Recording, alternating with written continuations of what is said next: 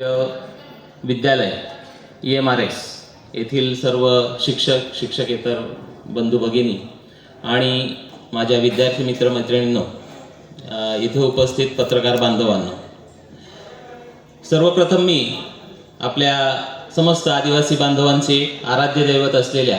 आई यहामोगी माता, त्याचप्रमाणे धरती आबा बिरसा मुंडा आणि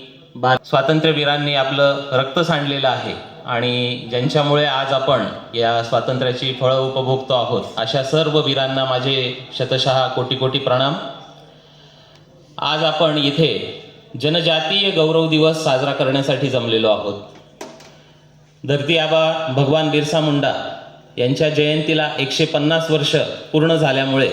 हे संपूर्ण वर्ष म्हणून साजरं करत आहोत। जनजातीय ज्या आपल्या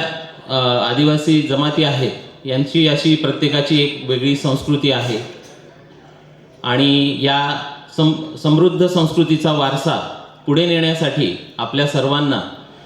ज्या क्रांतिकारकांनी बलिदान दिलेलं आहे, आदिवासी क्रांतिकारकांनी, त्यांची आपल्याला ओळख व्हावी आणि हा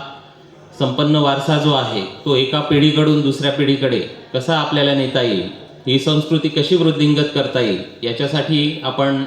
हे जनजातीय गौरव वर्ष जे आहे ते साजरं करत आहोत।